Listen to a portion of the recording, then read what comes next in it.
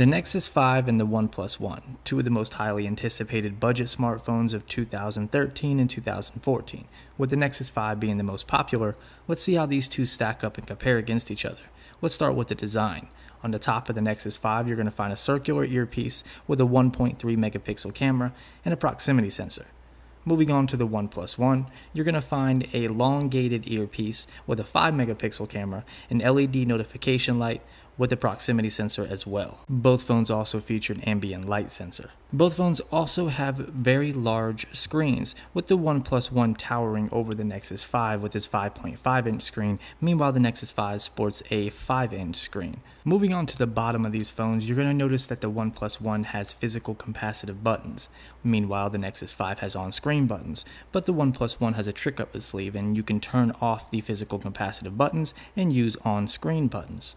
These are also fully customizable, which is a key to CyanogenMod 11S, is customization. We'll get more into that later. Moving on to the very bottom, you can see both sport micro USB charging ports, and you can see some speaker and microphone grills there as well. A quick look at the side here, you can see they sport similar curves, and you can see that screen on the OnePlus One that isn't really connected by any bezels. It's just a floating screen. It's a very unique feature. In case you didn't see my Oppo Find 7a versus the OnePlus One video, one of the things I talked about was the volume up and down and power button layout, how they're different. I prefer the OnePlus One. Well, the Google Nexus 5 and the OnePlus One have that same layout, featuring the power button on the right and the volume rocker on the left. And I prefer this. They are also the same kind of ceramic buttons, so you're going to have that same kind of feel. The only difference is the volume up and down and power button are slightly higher on the Nexus 5, but considering it's a smaller phone, it kind of makes up the difference.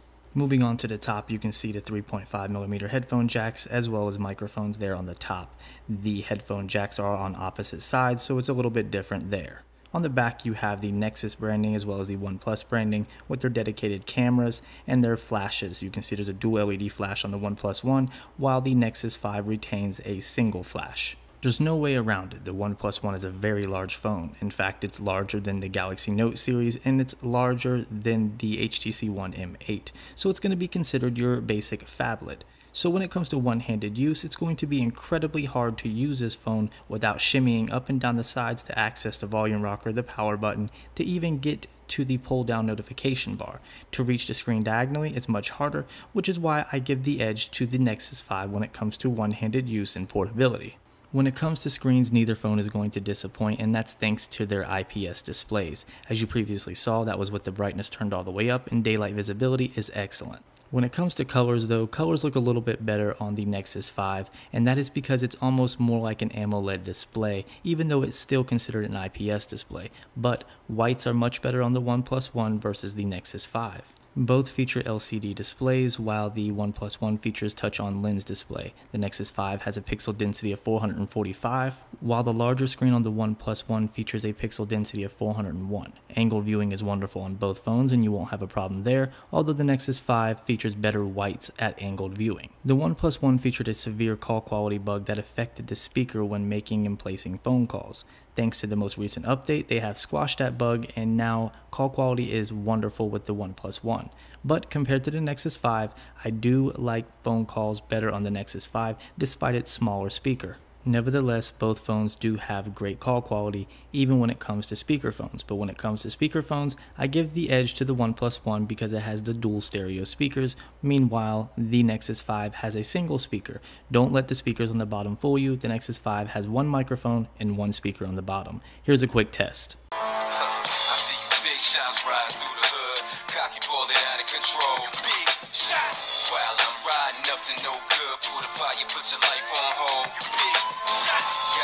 From the rails to the code, and you want everybody to know. Big shots, let me have it, I'ma let you have it. Either way, you gon' let that go. Big shots, riding through the hood, cocky boiling out of control. Big shots, while I'm riding up to no good, for the fire, put your life on hold. Big shots, got it all from the rims to the gold, and you want everybody to know. Big shots, let me have it, I'ma let you have it. Either way, you gon' let that go. And as you could hear, the OnePlus One definitely overpowers the Nexus 5 when it comes to speaker quality. Now, in my first impressions with the OnePlus One, I noted that I had some Wi-Fi and cellular connectivity issues Well, that is no longer the case, and I'm going to go ahead and run a Wi-Fi test. Both phones are on the same network, which is Fix the Potholes, as you previously saw, and we're going to load up the speed test app. It's also very important to note that the results are going to be a little bit different because you're not supposed to run both phones at the same time due to inconsistent speeds and frequency use, because when you hit the button, a little bit's going to go to one phone while the other phone may get a little bit more. So it's best to actually perform this test one phone at a time.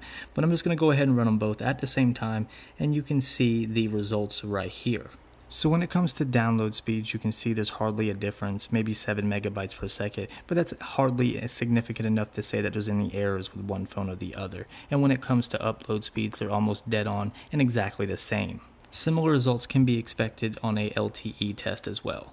So let's talk about the internals of these phones. The Nexus 5 features a 2.3 GHz quad-core Snapdragon 800 processor with the Adreno 330 and 2 GB of RAM. It also has wireless charging and NFC. And you can see the OnePlus One definitely beats the Nexus 5 when it comes to the Manhattan NT-Rex test. And that is due to the quad-core 2.5 GHz Snapdragon 801 with the Adreno 330, 3 GB of RAM, and it does feature replaceable backplates. And it also has NFC. When it comes to gameplay and just the overall multimedia experience, you're not going to go wrong with either phone. It's just basically going to be personal preference or whether or not you want a larger display. Gaming on the Nexus 5 was excellent. I experienced no lag whatsoever, and in fact the display is beautiful regardless of size. Touchscreen sensitivity and responsiveness is also excellent, and I have no complaints whatsoever with the multimedia experience from the Nexus 5. And despite it being relatively a year older than the OnePlus One, it keeps up when it comes to performance. The OnePlus One, on the other hand, has the top-end specs, so you're going to experience smooth gameplay, excellent touchscreen responsiveness, and thanks to that 5.5-inch beautiful display, colors, and just the overall gameplay and multimedia experience, whether you're watching YouTube videos, playing games, or browsing the web, is going to be an amazing experience. And you're not going to experience any lag or anything to disappoint or take away from this experience. But if I had to pick one, I would probably pick the Nexus 5 when it came to personal preference on my multimedia experience. And this is because the OnePlus One gets significantly hotter than the Nexus 5 when gaming or performing high-powered tasks. The OnePlus One's 3100 mAh battery definitely outperforms the Nexus 5's 2300 mAh battery, but the problem is it's inconsistent. Despite what you're seeing on the screen right now, I'm relatively getting between 3.5 to 4.5 hours of on-screen time with the OnePlus One, being off the charger anywhere between 12 to 16 hours. With the Nexus 5, I can be off the charger anywhere between 12 to 13 hours and have 2.5 to 3.5 hours of on-screen time. Although the OnePlus One definitely outperforms when it comes to battery life, I like the Nexus 5's consistency much better because I know when I'm going to have to put it on the charger and I know how much time I'm going to have left. But this is also just a personal preference because the 3100 mAh battery definitely does outperform the 2300. So let's talk about software. The Google Nexus 5 is running the bare skin version of Android. This is exactly what Google wants you to experience, and this is what Google's baby looks like. It's also running the latest version of Android, which is Android 4.4.3, which was just released recently last week or this week, depending on when I release this video. You can see it has some of the basic gestures such as swiping down with 2 fingers to access your quick toggles and swiping down with 1 to access your notification center. The menu is very simple, and this is the way Android was supposed to be, very simplistic.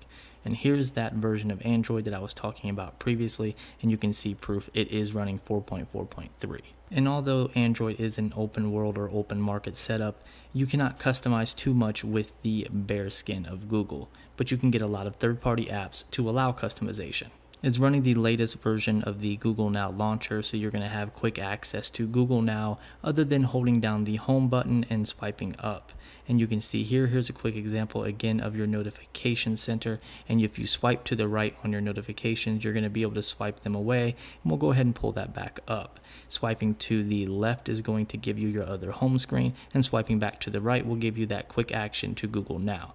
Google Now gives you notifications on the fly, such as delivery notifications, flight notifications, or just some simple news. It's a very useful application or useful feature on the Google Now launcher. I tend to use it daily. Now when it comes to CyanogenMod, I've gone through it a lot throughout my videos, so I'm not going to go through it too much in this video. Just know that it is full of customizations. It is the opposite of stock Android while maintaining that stock Android feel. When it comes to icons and just the overall look and fluidity of it, it's going to be very, very similar to the stock launcher on the Nexus 5. In fact, I went ahead and uploaded or downloaded the Google Now launcher. So when you're seeing this video, you're going to see the actual Google Now launcher. So when I swipe to the right, I'm going to have access to Google Now as well. Some of the gestures are also different on CyanogenMod. If you swipe down with 2 fingers, it gives you access to your quick toggle. Swiping down from the right also gives you that same access. Swiping down from the left corner gives you access to your notification center. You can see the interface on the settings app is also very similar to the stock Google with a whole bunch of added options. You have full control over your theme, full control over your buttons. You have the interface set up. There is a lot of customization that you can do with CyanogenMod. And the other key difference is the fact that this is not running the latest version of Android. It's only running 4.4.2, which is still not bad at all. There are also some other gestures that I did not show in this video, and that's drawing a circle to open the camera and drawing a V to get to the flashlight on the fly. You can do this with the screen off.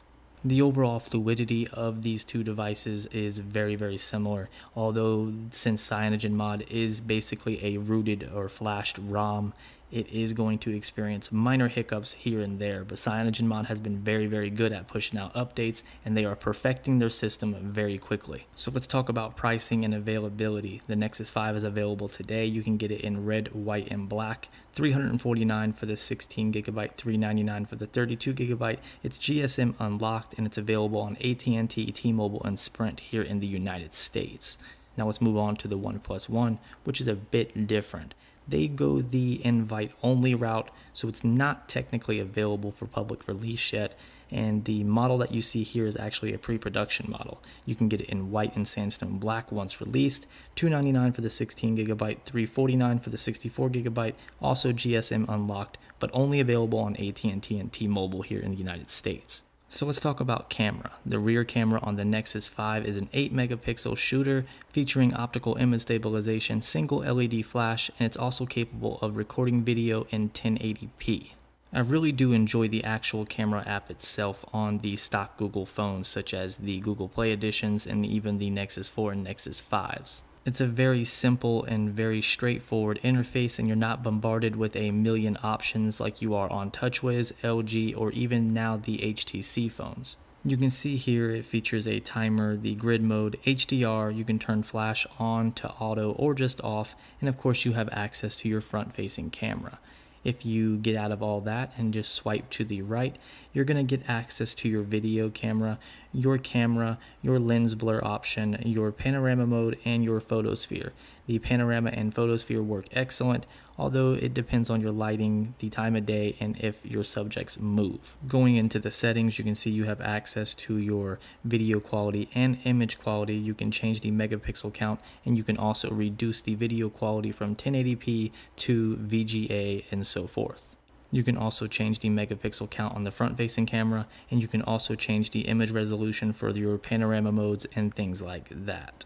And that's pretty much it when it comes to the Nexus 5 camera. So let's go ahead and take a look at the OnePlus One camera, and this is really where the OnePlus One stands out. It has a 13 megapixel shooter on the back with dual LED flash. It's capable of shooting video in 4K and 1080p, but not just regular 4K. It can shoot 4K UHD and 4K DCI. The camera app on the OnePlus One is also very simple and straightforward, but go into the settings and you have a ton of options. You can change the image quality from 13 megapixel all the way down to the very bottom. The same thing with your video quality. You have access to a time lapse, you have access to slow motion video recording, which you can do in 720p and 1080p depending on the frames per second that you choose.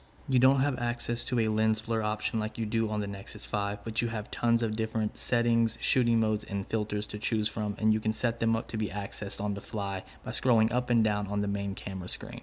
So let's go ahead and get you guys some sample images and video quality. Enjoy.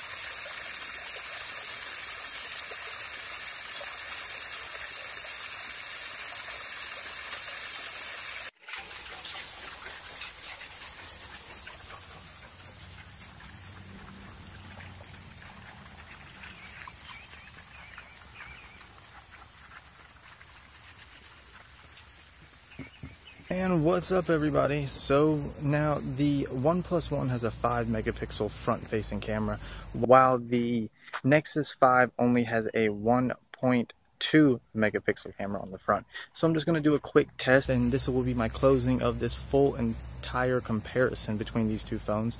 And from the looks of it, from what I see, the OnePlus One is far superior in image quality with these front-facing cameras, and that's to be expected considering it has a 5 megapixel shooter rather than a 1.2 megapixel. I hope you guys enjoyed the video, and in case you didn't notice, the image quality on the OnePlus One versus the Nexus 5 is a bit surprising considering the OnePlus One does have a better rear-facing camera. It still shows that the Nexus 5 has an excellent camera as well and can perform better than even a 13 megapixel camera. So again, guys, I hope you liked the video. Make sure you hit that like button, subscribe to my channel, follow me on all my social media networks, and make sure you stay tuned. There'll be more OnePlus One coverage coming. Leave me a comment in the section below, and of course, as always, guys, thank you for watching and all of your support.